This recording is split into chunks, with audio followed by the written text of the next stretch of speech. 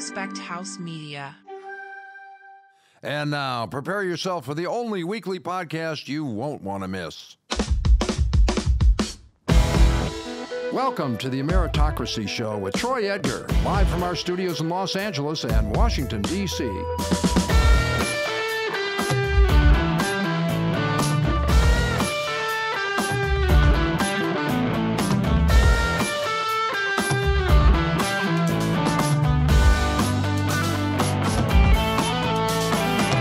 Hey everybody, I am Troy Edgar and welcome to the Emeritocracy Show. Thank you for tuning in and checking it out. It is greatly appreciated. This podcast examines the conditions for personal and professional growth and opportunity across America.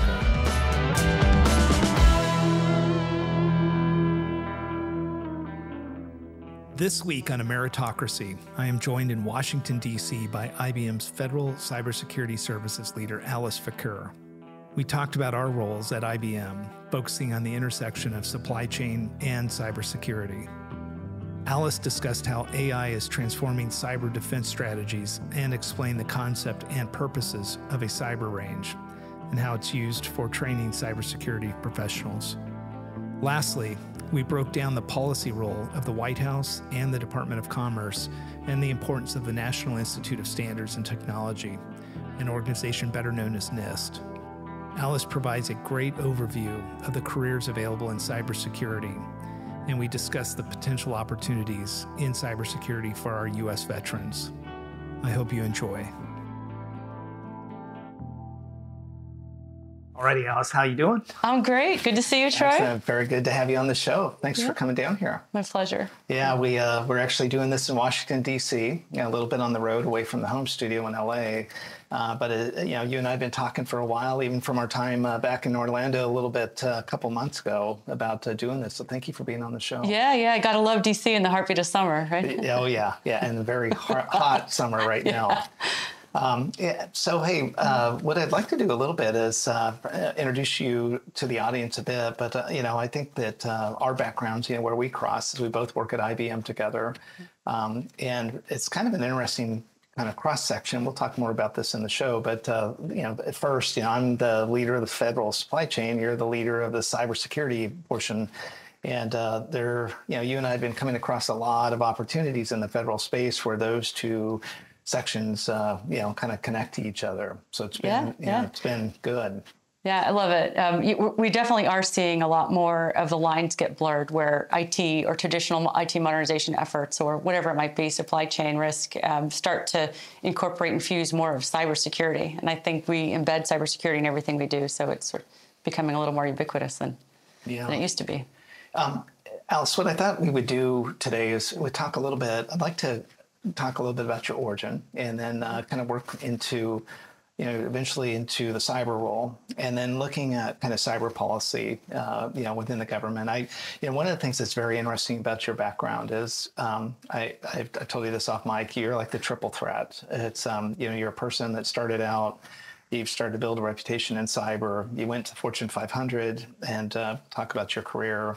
You did this cyber job in the financial services area. Then you kind of came back into government at the high level. And the triple threat is you've done cyber policy, you've done cyber in the Fortune 500, and now you are implementing cyber policies and all the tools across the federal government. Okay. And so what I'd like to do, if you wouldn't mind, just talk a little bit about where you started, and we'll work our way all the way through to where we're at today. Yeah. I get asked often, how did you get started in cybersecurity? And it's kind of a funny path because I started out my career in software development.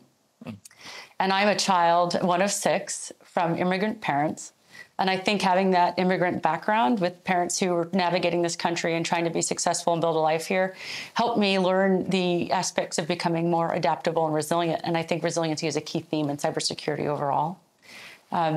So I started out in software development. I was working for Booz Allen at the time. Back in 2003, the Iraq War started. And we were starting to see issues with transportation supply chain, things making it into theater for the warfighter. And I think the most interesting aspect of pivoting from IT services into cybersecurity was the fact that the government was looking for ways to harden their systems. And at the time, coalition building and breaking down walls and enabling different countries to work together in a capacity that meant they had to share information was creating vulnerabilities in systems, poking holes into systems so that they could be more adaptable and communicative. What we found was that the policies being developed around enabling this IT modernization effort was also creating pathways and vulnerabilities for attackers. And so, in short, what we started to see was a lack of policy and a lack of ability to implement these policies.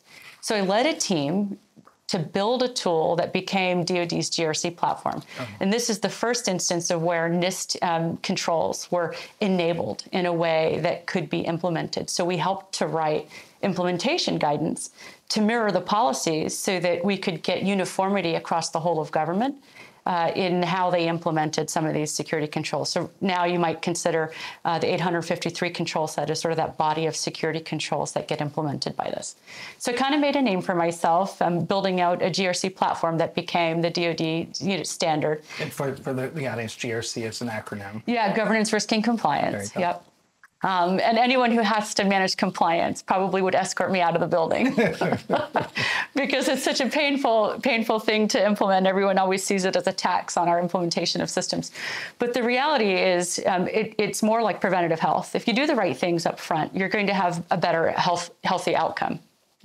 So where I started to make a name for myself was in the ability to build out IT systems, sort of that nexus of understanding how IT systems work, implementation of cybersecurity policy, and then helping the government implement this policy in a uniform way. So it's a major transformation across Department of Defense. And then I got recruited away from Morgan Stanley. And part of the reason at the time they used this term, we want defense-grade cyber, right? So financial services looking to implement cybersecurity policies and protocols is something that I was excited about.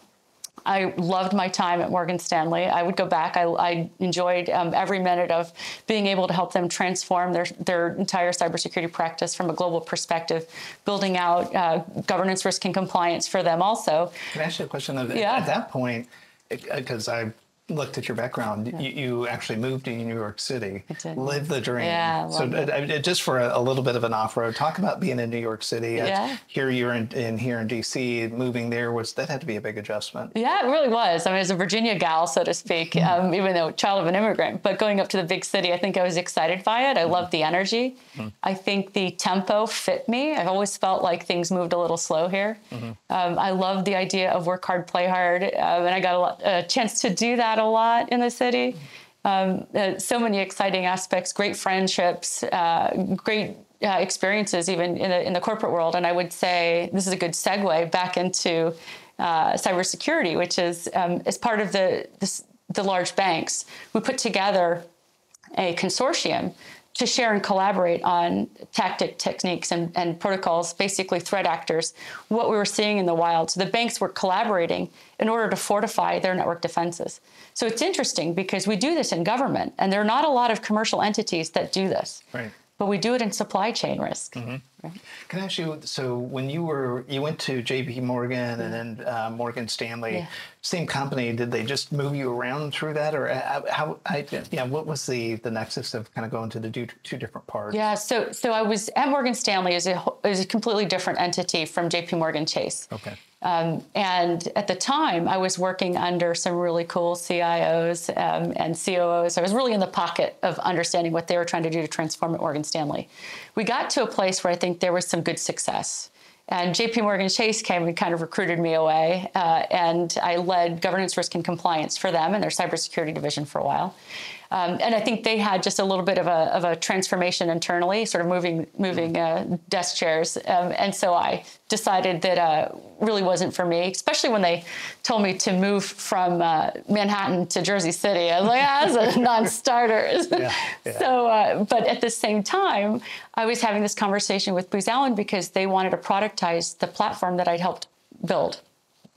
And so I came back to Booz Allen with the excitement of doing that, and for whatever internal politics and reasons, it just sort of didn't pan out.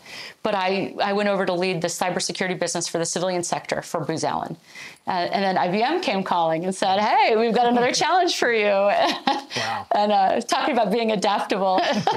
Did it feel different now coming back to federal? Because, I came into federal. I did 20 plus years in the Fortune 500. And when I came into federal, I had done a lot of outside of work in local government, in county and in state, but not as the full time. So coming into federal was quite an adjustment. It is. I think I spent a lot of time, probably over 20 years, working in DoD and civilian sector. I did international and commercial sector and Fortune 500, and consulted for them. So all of these places just felt natural to me, just a different set of rules. So let's talk a little bit about your job, and then I want to talk about the kind of the government's role in cyber. But now you're at IBM. Yeah. So I lead cybersecurity services for federal at IBM. We're also looking at transformation. We've got, not to highlight too much about the bona fides at IBM, but we've got one of the most amazing cybersecurity platforms and teams on the planet, like around the globe. Yeah. We've built a threat intelligence platform that's leveraged by 750,000 analysts in 40 different countries. We've got a cyber range that we recently built in DC to help the cyber range. Focus on DC. I'm excited about that. And we've got security tools. So it felt like I was in the right place here because I've got the ability to work technology, modernization of cybersecurity platforms and capabilities, and maybe we'll get to talking about AI because I'm really excited about what that's doing for cybersecurity, and then being on the consulting side of it. And I understand government, I understand the federal policies. I think the bigger challenge now is how do we help the government maximize the time we have to build the most effective defenses and enable resiliency along the way. And I think IT modernization is the key. Yeah, it's interesting is that the cyber component is one. I do supply chain, so for federals we've established, but it's interesting. It's like I come from old school supply chain. I started out in aviation logistics after I got out of the Navy, and then McDonnell Douglas, Boeing, et cetera. So I feel comfortable in a supply chain environment. What I was a little uncomfortable with is that in the last 5 to 10 years, how important the cyber component of who are your suppliers within the supply chain. And I'm looking at it with where are they sourcing stuff, and how reliable are they? The principals that own the company, who are they? That's starting to become a big thing. And but I think on your side, from a cyber perspective, you're really looking at like those same things about a company, but you're also looking at more of the cyber capability or potential threats, right? Yeah.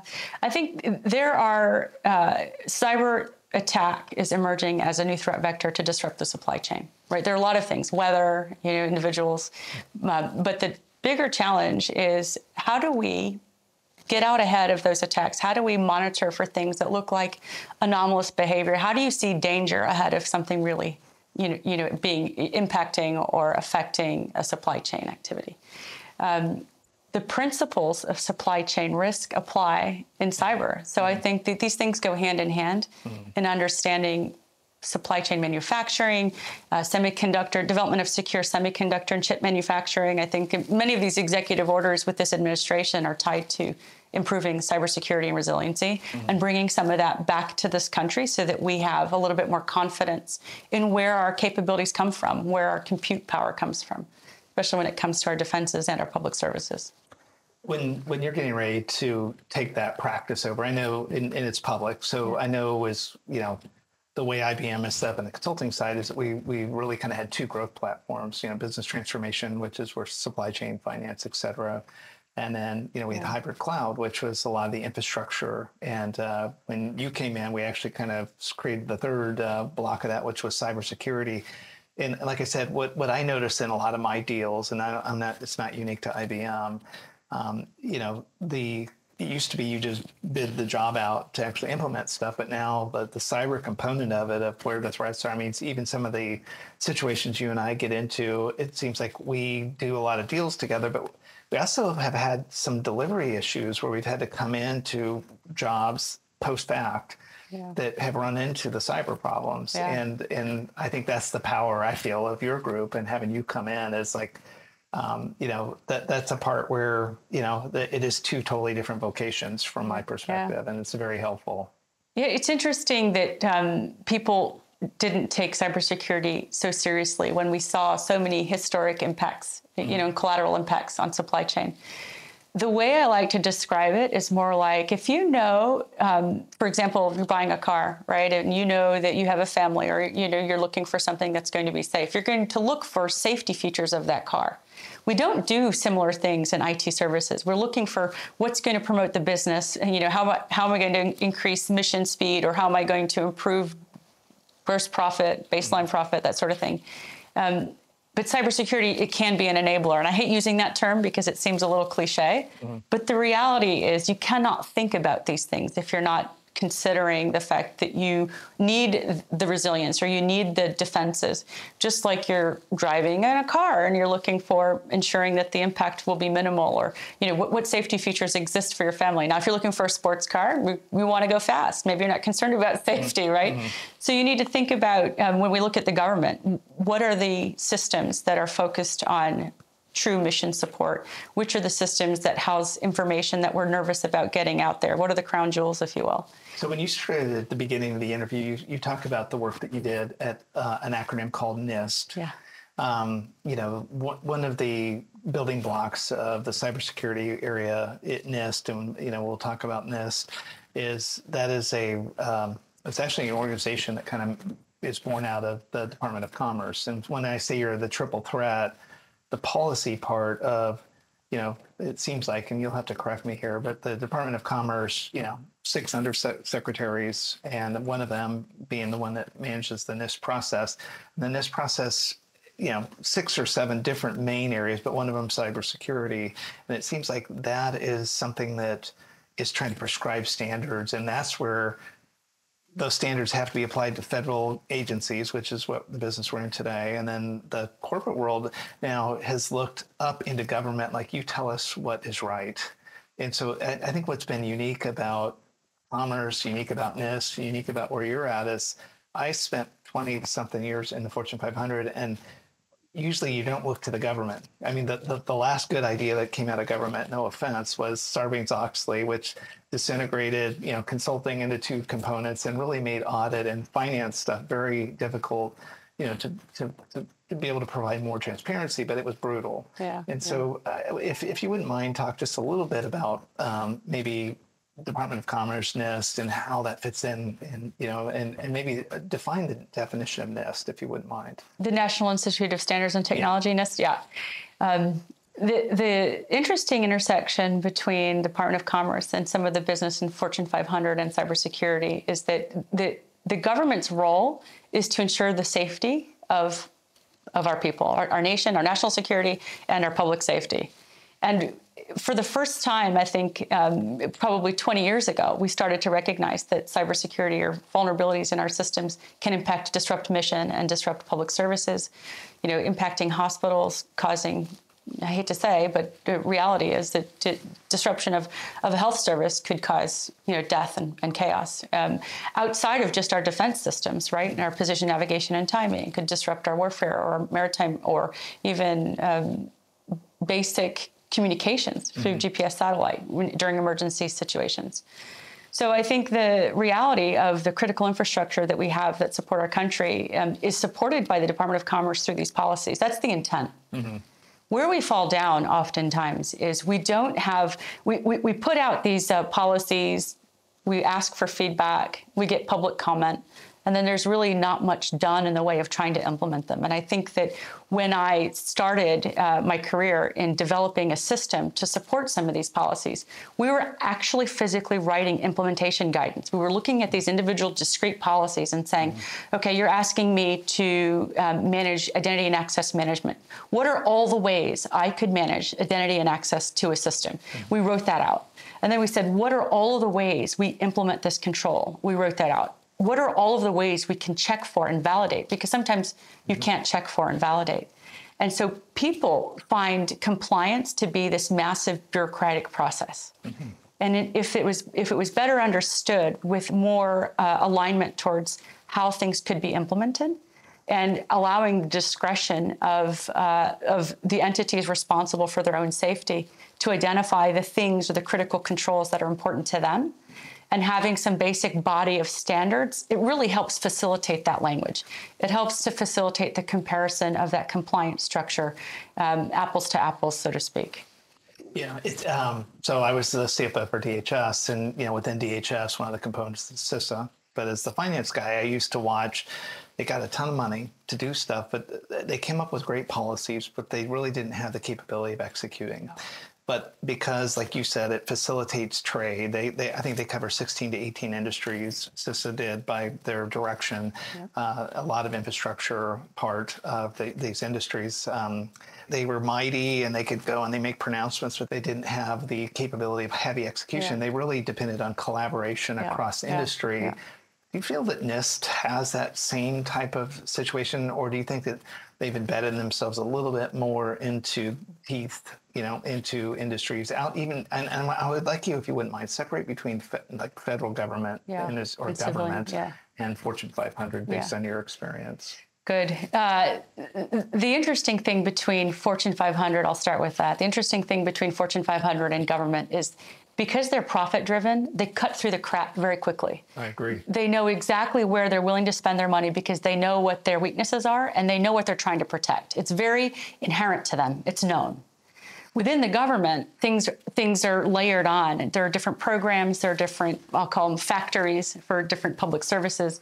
And oftentimes, I think the CIO job within the federal domain is probably one of the hardest there are, because they're trying to align all of these mission priorities with the internal spend and infrastructure. And there's a lot of technical debt that exists in the government because they're either not profit driven to enhance them, or they're legacy mission systems that are tied to some policy that is no longer being supported, or it's just sort of waiting to expire, if you will. The challenge that we have moving forward, and I think to answer your question about where I see NIST, is that I do see NIST as a good collaborator. I mean, IBM, we've been working with them on these quantum cryptography algorithms, right? So 4 of the ones that were developed are being published. They're out for comment. They're underway and being implemented. And what that means is that this has been several years in the making, right? NIST is looking for what are the policies that need to be implemented? How can we implement them? Let's hear from industry. And they're very good about reaching out and collaborating. I think Jen Easterly's done a phenomenal job of elevating and amplifying CISA's mission. I think she's also put a little bit more authority in the hands of her program managers to be able to adapt the requirements to the programs. And this is where things have always been a challenge with funding, and where the government spends and doesn't see much result, is that they're not doing enough about updating their requirements for programs. And programs need to be more agile, more adaptable. I think the acquisition life cycle prevents some of that. So all of that red tape really just needs to be cut out, because we can be more agile and adaptable. And I think the driving force that's going to maybe tip the scale on that is now this emerging AI and use of generative AI, because it's not just impacting use in cyber and mission implementation. People are looking to exploit it, but it's also a mission driver. It's a business driver. And we're starting to see a lot of operational jobs get taken over by AI and generative AI. And when we look at that, and we're not actively looking for efficiencies within the government for some of the very same operational effectiveness to run a little more like a Fortune 500 company would, it's hard. And it's hard to bring that talent into government. It's there, it exists, but it's really hard when you're looking at such a large workforce to kind of, steer that ship. I do agree. I watched Jen. I think she has done, Jen Easterly, she's done a really good job of bringing the vision of what CISA could be. I also do wonder about the AI component. Again, CFO complaint maybe a little bit was like, we gave him a lot of money, but it seemed like a lot of manual work for something that's digital. And so I always did wonder, like what you're saying, wouldn't AI be just significant force multiplier? And I'll just give you the perspective. Like, I've had Karen Evans on the show. She was the CIO when I was the CFO, and we talk about SolarWinds. And if, without getting into too much detail, if you could hear some of the things that was going on while that attack was going on, we were going through that, and a lot of it just seemed manual as a non, cyber person. But a guy that has the checkbook, I'm like, Seriously, well, there's got to be a better way of doing this. And so, your view of cyber in and AI and use of those together, like what is the 1 to 2 use cases that you see like being the most useful? Is it the tracking of so much data volume and being able to kind of like set up like signatures of things that you're looking for? Could you give the audience just a couple examples? Yeah, there's so many. So an impact of generative AI, which is a little different from AI. We use AI today in all of our machine learning and adapting for our SIM solutions. So these are the large-scale data lakes, large data platforms that are collecting all of the data about users and your desktop and the operating systems that are running, and all of these things that are creating alerts for your security operators to manage. There's a lot of noise in the system, and there's been years and years and years of trying to tune that noise out, and figuring out where's the actual attack.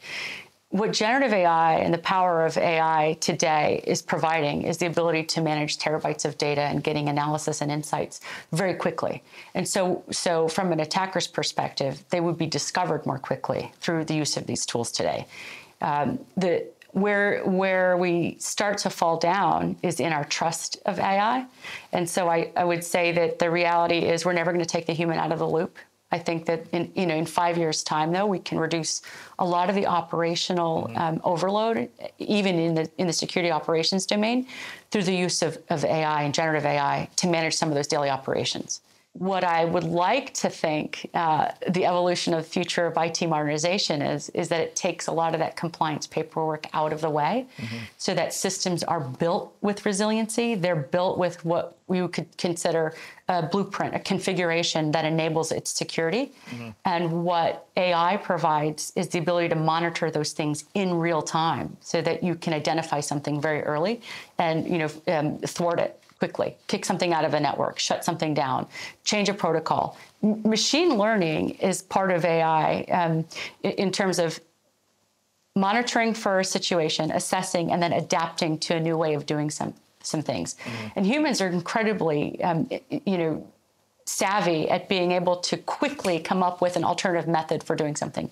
We don't see that same activity happening in how we manage our networks and our operational environments, because they're very static, and we're dealing with a lot of technical debt. And so the best investments, I think, today are going to go into building out your modern IT environment and infrastructure by enabling capabilities that can actually monitor what's going on.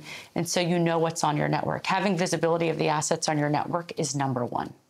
This year, probably March, February, I was in Huntsville, Alabama, and I was doing a presentation to the Army audience for AUSA. And I did an informal poll, and I said, just asking people, hey, within the military, within the Army side, do we think that, we're making a lot of progress using AI? And again, my framework for supply chain is, the executive order that President Biden had put out was in September of last year. And the reaction that seems to be getting, and I'm not sure about cyber, that's what I'm going to ask you about, is like that delay. It was almost like we got to be safe. We need to make sure that it's not biased, that it's not, there's, and so the bottom line is I think the executive order, the desire was to put framework in place and build off of it, and just kind of keep going.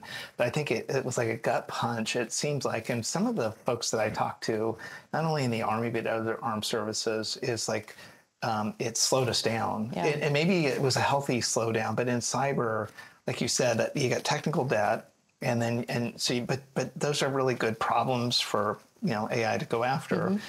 Do you think that the executive order just directionally was a good building block, and do you think we're overcoming what appears to feel like a slowdown of using AI kind of in more real time? Yeah, I think it's a double-edged sword. I think that I definitely felt a little bit of that slowdown. We take a step back and figure out, how do we trust this stuff? I mean, we're reducing this concept of hallucinations. How do I trust the information that I'm seeing?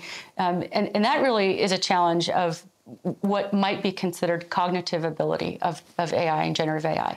And we're training these things to think. We're using machine learning. We're training these things to think on their own, to present insights that we wouldn't see as humans, or that we wouldn't be able to see or gather so quickly from terabytes of data. And sometimes the challenge is ensuring that we can validate that data And this really splinters off into a myriad of challenges. One being creating an educated cyber workforce. I think AI and generative AI can enable improvements in security operational knowledge and domain space because it can help self-train. You can learn quickly on your own how to manage activities and job responsibilities through these tools.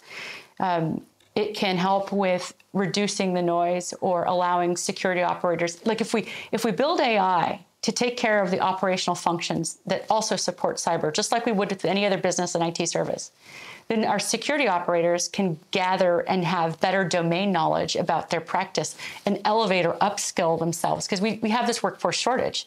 So what do we do with the people who are already embedded? How do we upskill them? And how do we take things that are mundane, that are not that exciting, that could be done through AI off their plate, but still requires some connectivity back to validating the results. The other area that's a challenge in this executive order is that it does seem a bit like it might stifle innovation. And that's a big challenge for us. And it scares me because it also brings up this concept of this technology race that we're in with China, right? So China and the US have the largest GDP. Our biggest concern is that we've got data that nation state actors have. And when we start looking at quantum computing and what it will offer a way to decrypt these messages or the data or content that already might be stored and affect our national security and affect our commerce or our economic dominance, right? Our GDP. And so when we look at the race against China for implementing technology, we're falling behind because we're not investing enough in it. The next thing I'll say is that if we're not afraid today, we really should be concerned about it, because when we think about cybersecurity and our national defense and our politics and how all of these policies are implemented to manage the security of our nation and our economic prosperity, if that gets impacted because China all of a sudden has superseded us in implementation of technologies that become ubiquitous, then we're in trouble. We're losing our position on the world stage. We're going to lose our position in being able to defend ourselves from attack. And we're going to lose our position from having the prosperity that America enjoys today with some of the trade and the commerce and the ability to travel freely. I mean, these are all things that really do impact our national security. And we're in a great place now to focus on supporting that mission, cyber resilience. And yeah, I think you and I, at least in our profession and our teams and the company we're associated with, we're definitely in the right place. I think the wake-up call for me, and I've said this in other shows, is like these private discussions with military and intelligence leaders that I've had, and I'd hear them say, we really are holding off. And I've said this. I've told them, I hope somebody else is in that other room, like going at it with the gloves off. Because because our adversaries are not holding back, and so that is something that's definitely that I think we need to be a little bit concerned about. For sure. I'll tell you some interesting things that our team is working on collaboratively. You and I collectively in solving some of the supply chain risk problems. We're bringing generative AI use cases into our business. We're exploring them. We're leveraging them for things like where in the supply chain are we going to identify weaknesses based on technology or analysis of different things, not just economic impact, but the type of network and infrastructure and tools they use. Or where are we able to provide security operational analysts with playbooks that are dynamic based on their environment? So if there is an incident, how do they recover quickly? We see a lot of times there's paralysis when there's an issue. Everyone just sort of falls down and pauses and waits. Look, what do we do next? That's right. And I'll tell you, I've worked in organizations where CISOs where they have been amazing and rise to the occasion and really nail down a very solid tactical plan for a response. And I've been in organizations where the CISO buries their head in the sand. It can't be found because they're paralyzed by indecision. Can I ask you, and so this is the perfect segue to the cyber range. Yeah. So, first of all, if you wouldn't mind, talk about this a little bit with the audience of, because I think we've set the stage of the situation. Yeah. But the situation kind of gets taken into this they call it a cyber range, but it's a scenario that gets laid out. And if you wouldn't mind just kind of explain that a little bit. Yeah. Well, so everyone has heard of a cyber range, some version of it. And I think someone said you could swing a dead cat around the Beltway and you would find a cyber range. And it took us a long time at IBM to decide to build this. But when I first came to IBM, it was at the forefront. We started building this planning and architecture for something in DC, but we wanted it to be something different. And here are the differences that I feel like we're bringing into the space. First, conducting cybersecurity exercises, it's always intended to test the resilience and the response aspects of your plan if you are under attack. But it really is a fallback on your business continuity, right? So validating that you have intersection between your CIO, CISO, CTO, and operational stack, across the board. Now you've got legal, you've got so many different components, C-suite and whatnot. To validate that they understand the lines of authority, who has decision authority, who has accountability, and then in terms of acting and reacting, is there a common understanding of what actions need to be taken? So the cyber range provides that. Those are common tabletop exercises.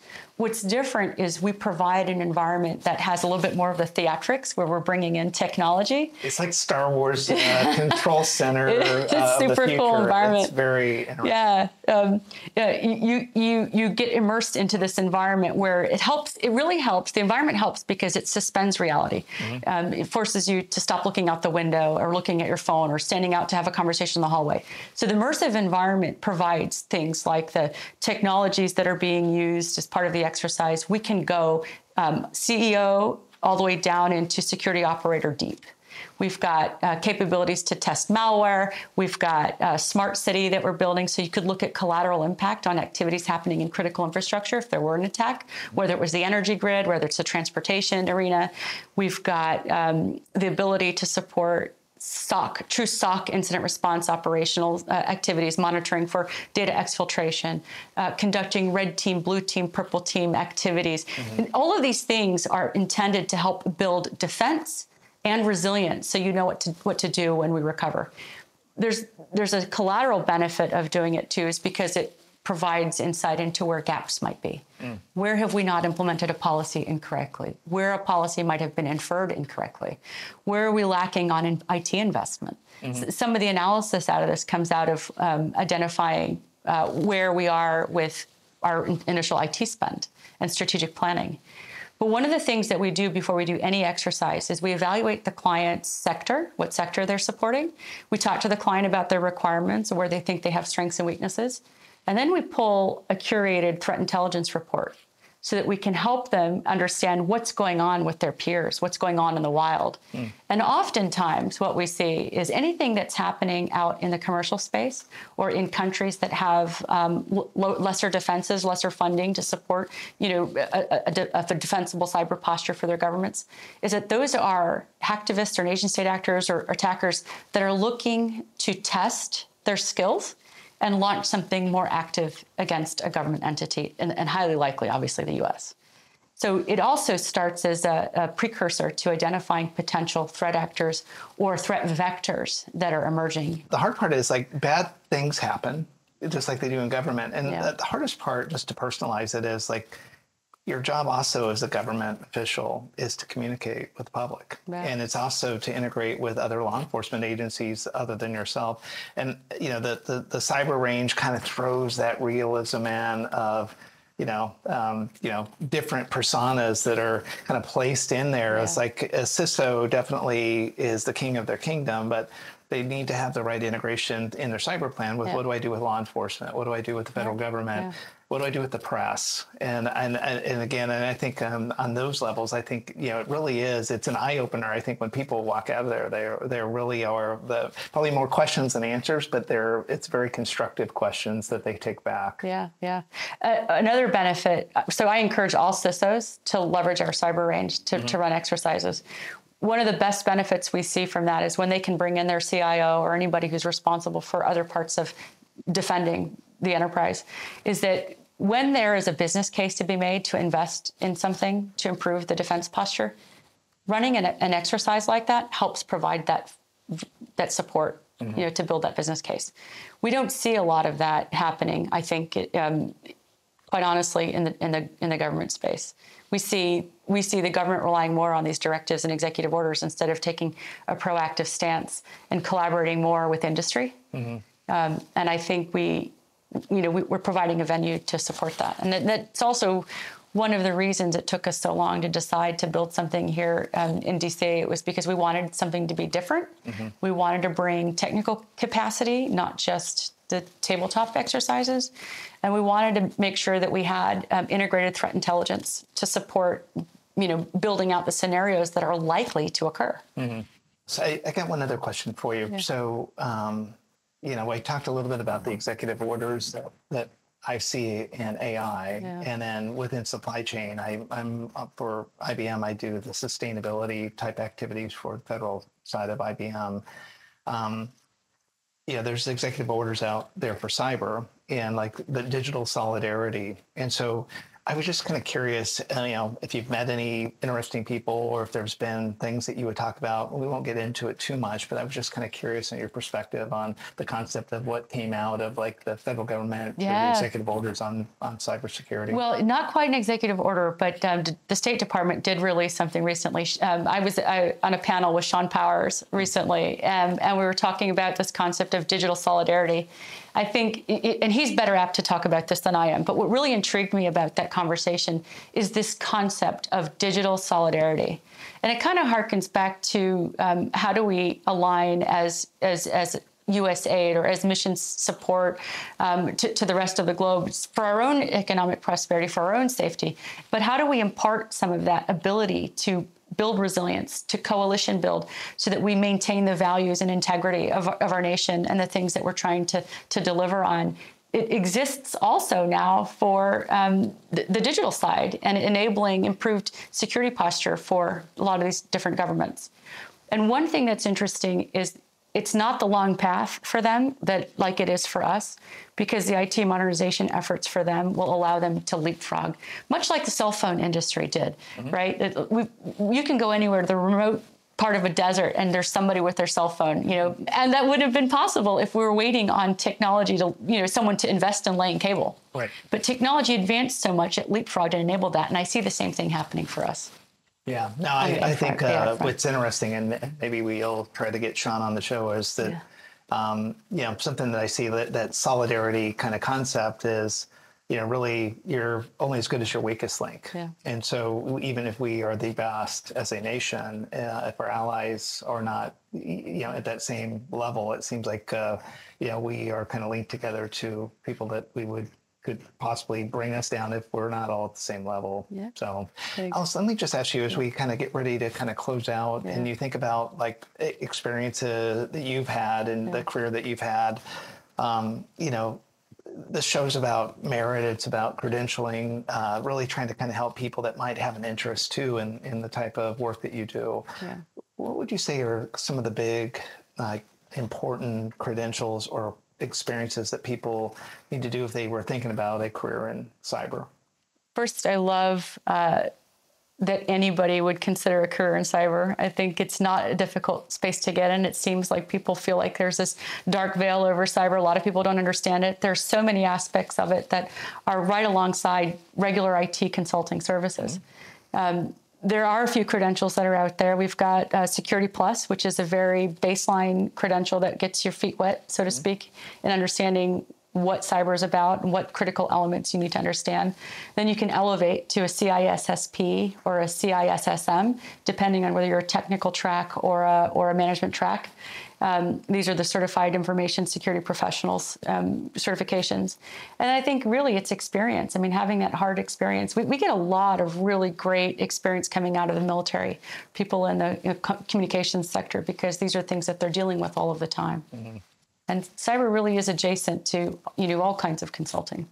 Yeah, what's interesting is I do a lot of work for veterans, and I really struggle to help them get jobs in the technology industry. And you would think, here's people that have managed people, have managed things in life and death situations, are usually cleared, from security clearance perspective. Certified good citizens, and you would think it would be so much easier. And so I wanted to ask you that question because I do hear a lot of questions about different types of career types. And I would think that the DoD or people that served in the military would be a really good career opportunity. Yeah, I have to say, one of the things I admired about Booz Allen the most was how much they recruited from the defense space and our military veterans. And I'm very grateful for the work that they do. I've seen supporting them while they're on the front lines. It's not an easy task. But what I appreciate so much about them having their experience and coming into cyber are probably a laundry list of things, but I'll nail it down to two things. One, they really align quickly around the mission. They don't hem and haw and ask too many questions about why this or why that. They align around the mission. They understand it, they get it. And the second is they're very efficient in their delivery of that mission. And so they recognize either time is of the essence or there's potentially an impact that could occur that they know that they're trying to thwart. And so they do spin up awareness and knowledge very quickly. They're very adaptable to the different organizations or mission sets that they're supporting. So I really appreciate that. I think we don't do enough of that overall in helping them bridge that gap and translating their innate knowledge, the things that they've learned, into a consulting career. But it's very possible, and I find that some of my best team members are people who came out of the military. Yeah. Now, it's interesting. It's not unique to IBM, but a lot of job descriptions, with the downsides of AI, right, is they write them very formulaically to people that are technical or have certain types of corporate experience. And I think sometimes that cuts out the human factor of like the right types of people we should hire. So Alice, thank you so much for being on the show today. I really appreciate it. And my pleasure. Love talking cyber anytime. Yeah, well, this has been great. Well, thank you so much.